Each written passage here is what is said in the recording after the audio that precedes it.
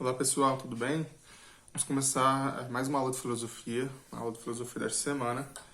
E só recapitulando que na semana passada nós vimos, nós falávamos sobre o contexto histórico da passagem da Idade Média para a Idade Moderna, o contexto histórico, dessa nova filosofia que surgiu, na filosofia moderna, ou a nova ciência e o racionalismo, ok?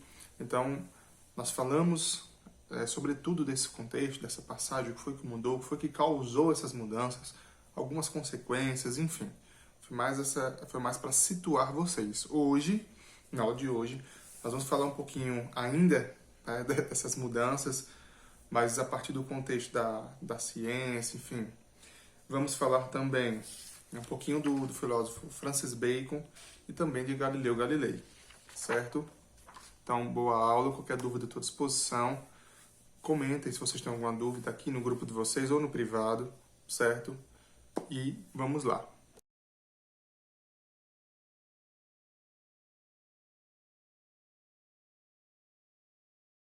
Bom, pessoal, eu disse que a gente ia começar falando, sobre ainda algumas mudanças, mas como assim?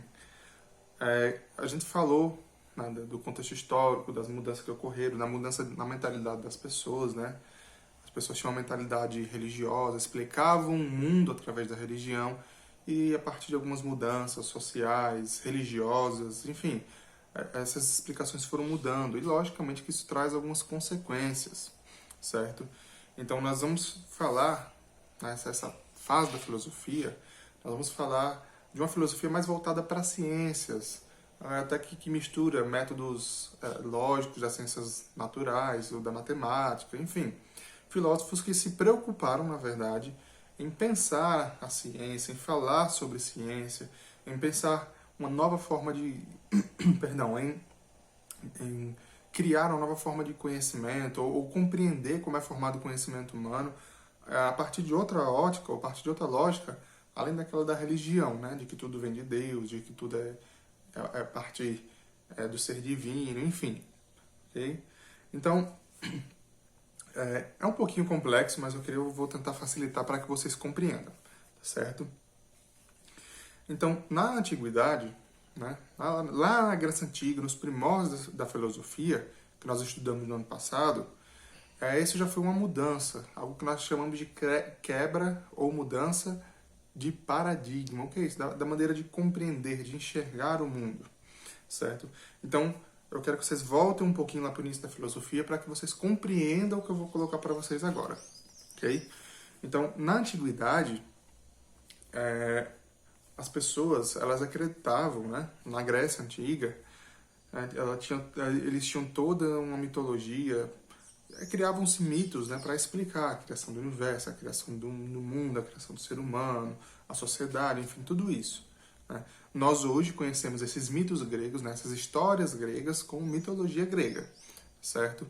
Então, na mitologia grega, ou seja, antes da filosofia, das explicações mais racionalizadas, as pessoas acreditavam que o universo, que tudo que existia, era chamado de caos, tá?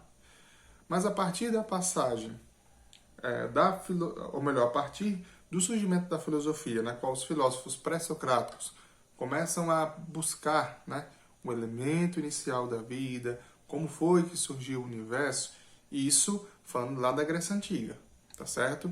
Eu estou situando para que vocês consigam compreender o que eu vou falar sobre o conteúdo de hoje, ok?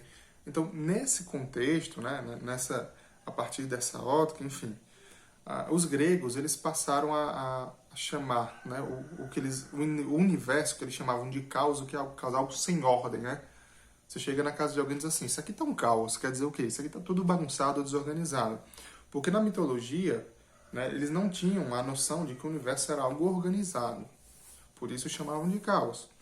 Então, a partir do surgimento da filosofia, o universo, digamos assim, tudo que nós conhecemos como universo, ele passou a ser chamado de cosmos, certo? O cosmos, não mais caos, mas cosmos. Por quê? Porque os filósofos, os pré-socráticos e os outros filósofos entendiam que havia uma ordem, que as coisas não... havia uma ordem para as coisas acontecerem. Nada surgia do caos, ou seja, da bagunça, da desordem.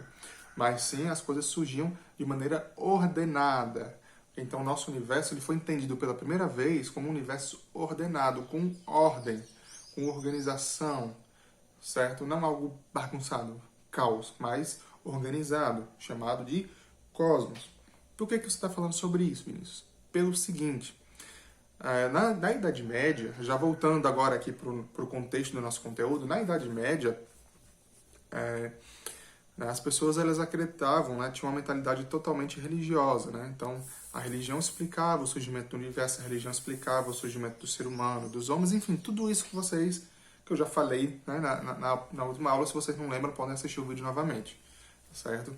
Então, nesse sentido, né, a partir dessa nova ciência, da Idade Moderna, é como se houvesse uma nova organização da maneira de entender o universo, de entender o mundo, certo? Então, por isso que eu comparei aos gregos antigos e a passagem da mitologia para a razão, ou seja, para a filosofia, né? Saindo do caos e indo para o cosmos. Então, da mesma forma, acontece nesse período.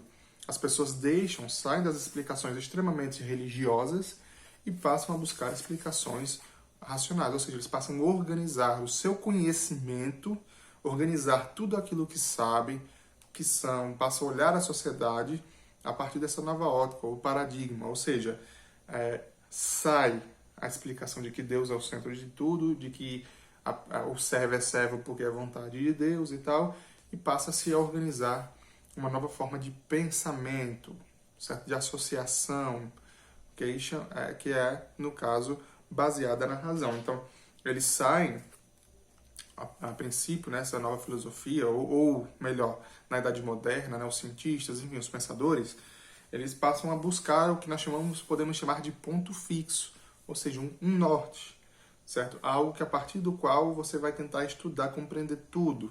Na Idade Média, antes, o ponto fixo era Deus, era religião, era igreja. Já na Idade Moderna, o ponto fixo dá uma guinada. Ele sai, não 360 graus, né? Mas de 180 graus. Ele sai da igreja, da religião, e passa a basear-se na razão. Então, a razão passa a ser o novo ponto de partida para compreender o universo, para compreender as pessoas, as relações, o ser humano, certo? Então, como é que eu vou me compreender a partir de então? Não é mais como um ser criado por um ser divino, mas sim como um ser racional. Então, a partir da razão, eu vou buscar compreender quem sou eu, qual é o meu papel, enfim, tudo isso, certo? Então, o mundo passa a ser visto, né, como uma representação. Como assim passa a ser visto? Antes, na Idade Média, as pessoas acreditavam que o mundo ele se apresentava de maneira automática, ou seja, o que você vê é realidade. Acabou-se. Não tem outra conversa. Mas, né, nesse período de transição, a partir da Idade Moderna, o mundo passa a ser entendido pelos filósofos, pelos pensadores, enfim, como uma representação. Representação quer dizer uma reapresentação. Ou seja, o mundo não é aquilo que você vê, mas você vê uma representação de algo, certo? Então, por exemplo, para Galileu Galilei, né, ele tenta representar o mundo a partir da matemática. Ele tenta compreender o universo, a ordem dos planetas, tal, enfim, tudo isso a partir da matemática. Então ele passa a ver o mundo, ou o cosmos, né, o universo, representado a partir dos números, a partir da matemática. Deu para compreender? E para aprofundar, ou para surgirem novas representações, enfim, para que o conhecimento evoluísse, ou melhor, para compreender melhor o próprio conhecimento humano, foi necessário que os pensadores do período, nós vamos já falar de alguns deles, eles buscassem algo que nós chamamos de método, um novo método, certo? De fazer ciência, de fazer filosofia, enfim, de conhecer. O que é método? Método é o jeito, ok? E qual foi o método que eles encontraram naquele período? Foi a matemática. Esse método foi criado pelo René Descartes, certo? E depois, daqui a algumas aulas, a gente vai falar também sobre o Descartes, ok? Então não vou abordar muito não, nesse primeiro momento. Tá certo, pessoal? Então, eu espero que tenha ficado compreendido essa questão. Então, estão entendendo o que a gente está estudando? A gente não está estudando só um momento, a filosofia nessa época. Não, a gente está estudando um período em que a ciência como nós conhecemos hoje, ou como nós pensamos nela hoje, ela estava se estabelecendo, ela estava começando, ela estava se formando, tá certo? Então a ciência como nós conhecemos hoje começa nesse período. Ele falou tanto de ciência, né, nessa pandemia, viva a ciência, não sei o que, tem que respeitar a ciência. Então nós estamos estudando exatamente o início, né, a gênese, o nascimento dessa ciência, ok? E aí nós vamos passar, sim, por alguns filósofos e por outros pensadores daquele período, certo?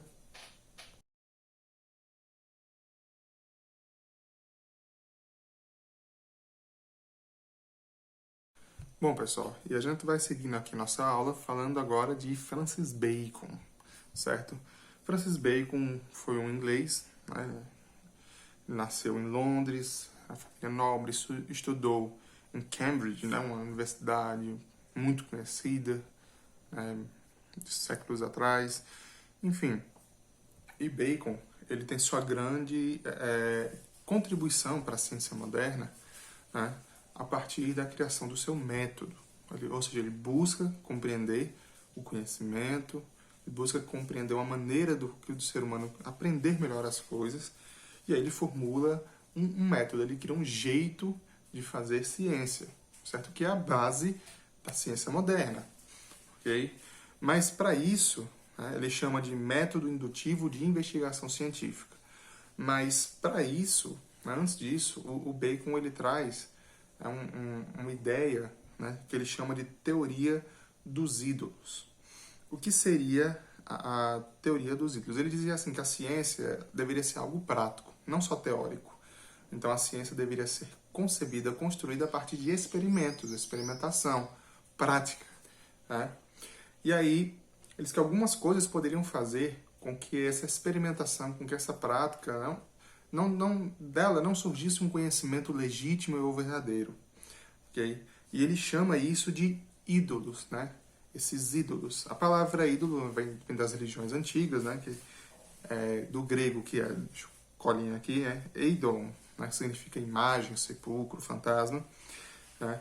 E os ídolos, né? A ideia de um ídolo é a ideia de alguém, de um ser, né? Geralmente na antiguidade era um ser, que era cultuado como uma divindade. Né? E hoje, né, nós temos os ídolos modernos, né? Pessoas que você admira, que você se espelha, que você queria ser aquela pessoa, enfim, aí vai. Mas no caso aqui de Bacon, né, ele traz a ideia de ídolo como uma noção, digamos assim. O ídolo, na concepção de Bacon, seria uma noção errada, um erro enraizado, um falso conhecimento, um preconceito, um mau hábito, algo do tipo. Certo? Então, segundo ele, todos nós teríamos ídolos. O ser humano teria vários ídolos que nos faria desconhecer ou conhecer de maneira errada um determinado assunto, enfim. Certo? Ele divide esses ídolos, né, que acabam prejudicando o conhecimento científico, prejudicando a própria ciência, em 4. Seriam os ídolos da tribo, os ídolos da caverna, os ídolos do mercado ou do foro e os ídolos do teatro, certo? Então,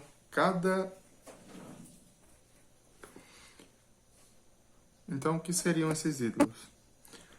Os ídolos da tribo, né, ele associa a falsas noções, né, algo que carregamos em nossa própria natureza.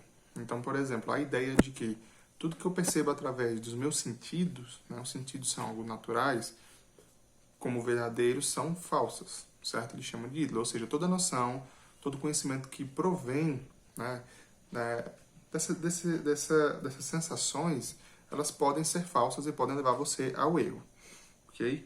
Os ídolos da caverna são falsas noções do ser humano como indivíduo. Como assim? Ele faz uma alusão ao mito da caverna de Platão. No mito da caverna de Platão, Platão narra, né, que haviam 3 pessoas, enfim, presas numa caverna, com as costas, né, de costas à entrada da caverna, como se a caverna estivesse aqui atrás de mim, lá em cima, né, e olhando para uma parede, e só o que elas conseguem ver, né, na verdade, são as sombras dos objetos, dos seres que passam lá atrás. Então, por elas estar ali presas, acorrentadas, só olhando para aquela sombra, era tudo que elas sabiam. Então todo o conhecimento que eles tinham era algo como sombra, como algo falso, né? E aí um desses homens consegue se libertar e ele vence o medo, né, de ir até onde a luz estava, e chega lá fora, ele vê, ele conhece a realidade de fato, né? O Platão cria essa alegoria da caverna para mostrar que nós somos esses homens, né, como esses homens acorrentados, que vivemos presos às sombras, ou seja, tudo que nós conhecemos pode ser falso. E aí, quando nós nos libertamos dessas correntes e vamos até a luz, é a partir da filosofia, ou seja, o filósofo é aquele que faz esse caminho, tá certo?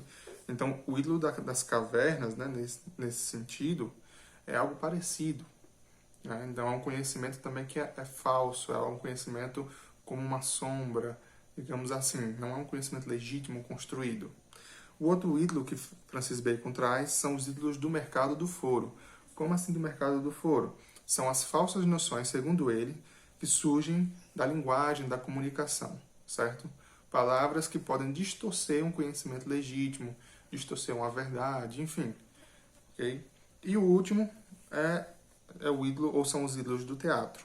Os ídolos do teatro são as falsas noções provindas de concepções filosóficas erradas, de concepções científicas erradas, culturais, enfim. Então, por exemplo, todos nós sabemos, ou acredito que a maioria sabe, né, que a Terra é redonda. Mas aí tem uma galera que está voltando para a Idade Média e falando por A mais B, tentando provar, mas não consegue, tá certo? Que a Terra é plana. Então, nesse sentido, as pessoas que acreditam nisso, segundo Bacon, estariam iludidos, né? Estariam impregnados pelo ídolo do teatro, ou seja, uma concepção científica falsa, tá certo? Então, ele cria, né, essa teoria dos ídolos para mostrar de onde surge, por exemplo, os nossos erros, os nossos conhecimentos que não são bem construídos, enfim. E também alertar, digamos assim, a ciência, no contexto geral, dos perigos que ela corre. Okay? E aí ele traz, né, o seu método como algo combativo a esses ídolos. É um método indutivo, que ele é feito em 4 fases. Eu vou explicar para vocês agora, para a gente encerrar aqui o Francis Bacon. O método indutivo, ele começa, né, a construção do conhecimento a partir dele, começa com uma observação atenta e rigorosa, né, da natureza, enfim, vai coletar informações. Então, o cientista ali das ciências naturais, ele vai observar a natureza para isso. Okay? O historiador, ou outra pessoa, ele vai passar também a observar um fenômeno ao qual ela está estudando. Okay? Depois, o próximo passo é a organização racional, ou seja, os dados que eu colhi na prática, que eu colhi na observação, que eu colhi numa entrevista, por exemplo, eu vou organizar esses dados, certo? O que é útil para mim, o que não é útil, o que me parece ser legítimo, o que parece não ser legítimo, enfim. E depois, você traz a formulação das hipóteses, né? As explicações gerais. Então, você observa, você tenta organizar aquilo que você aprendeu observando, depois você vai formular hipóteses. O que são hipóteses? Você vai formular possíveis respostas, possíveis teorias que levam à compreensão de um fenômeno. E, por fim, né, você vai, digamos assim, ver se as suas hipóteses foram comprovadas ou não. Ok? Deu para entender? Primeiro, a observação do fenômeno. Segundo, a organização das ideias a partir da observação. Terceiro, o levantamento de hipóteses. E quarto, a confirmação ou não das hipóteses, tá certo? Vou trazer aqui para o trabalho de um historiador, que é a área que eu sou formado. Então, como historiador, se eu for estudar um determinado fenômeno, um determinado assunto, certo? Eu levanto hipóteses, muda às vezes só a ordem, mas essa é a base da ciência moderna, tá, pessoal? Observação, experimentação, hipóteses e aí a confirmação ou não delas. Então, a teoria do Bacon é a base da ciência moderna, ok? Então, como historiador, vou estudar um fenômeno, eu observo, eu faço entrevistas, eu levanto hipóteses, certo? Eu avanço ou não nessas hipóteses, e aí vai, algo bem parecido. Isso me chamou bem a atenção nesse sentido aqui com relação a esse conteúdo, tá bom?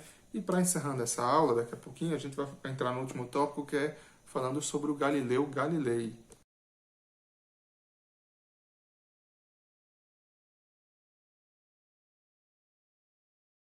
Bom, pessoal, para a gente ir encerrando, eu tinha dito anteriormente, vamos falar de Galileu Galilei. Galileu Galilei um italiano, professor da Universidade de Pisa, certo? Professor de física, enfim, considerado um dos fundadores da física moderna. E aí a Devaneio tá falando de física e filosofia, né?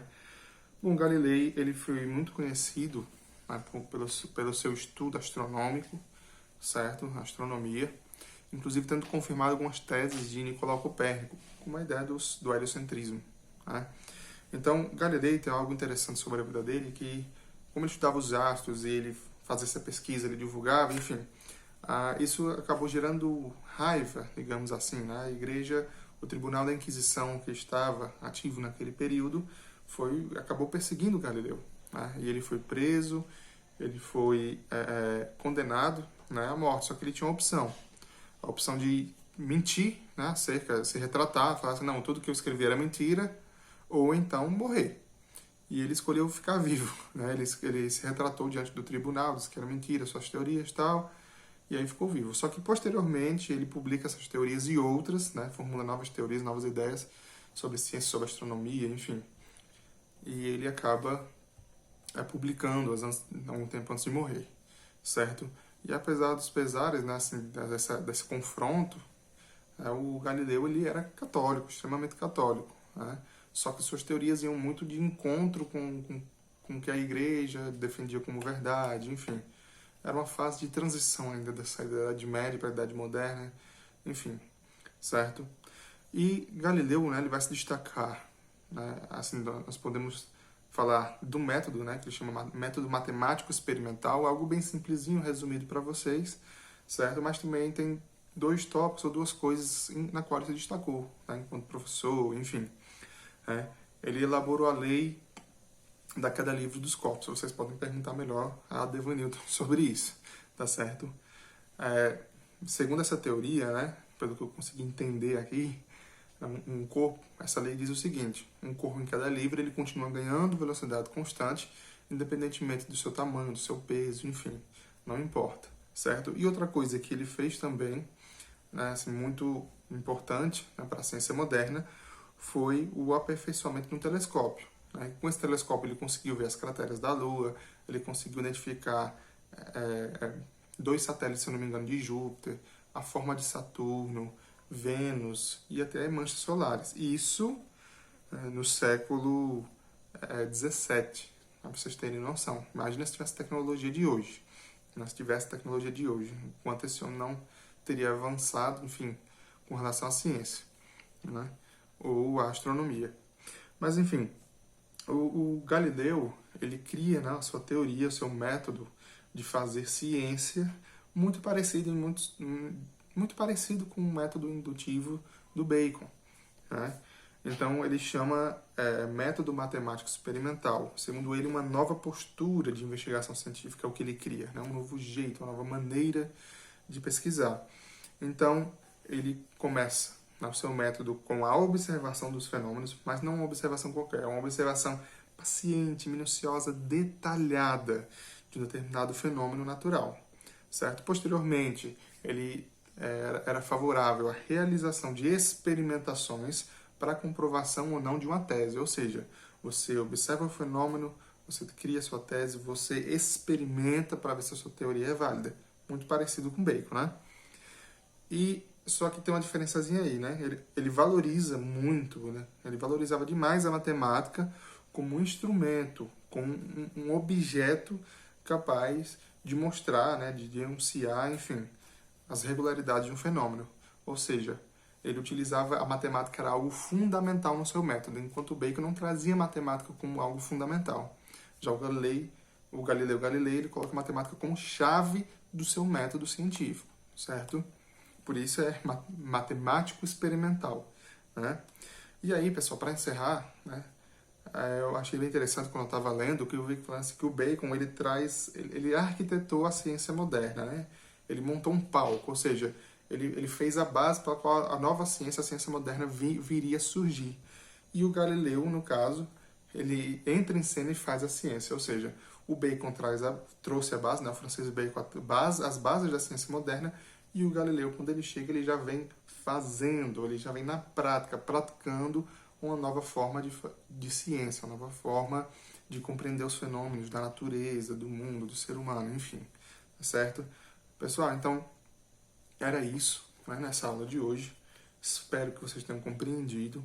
E posteriormente também vou buscar outras aulas no YouTube, além dessa minha aqui, para uma fonte a mais para que vocês possam ver que às vezes eu explico uma coisa, vocês não compreendem direito, mas outro professor explicando, vocês compreenderam melhor, vice-versa, tá certo? Então, espero que vocês tenham compreendido. Qualquer dúvida, estou à disposição. Já vai ter atividade, ok? E aí, façam atividade, vou dar orientação para vocês no grupo. Qualquer coisa, comenta aqui, podem responder por aqui, ou no grupo de vocês, ou no PV. Enfim, é isso. Um abraço, até a próxima aula.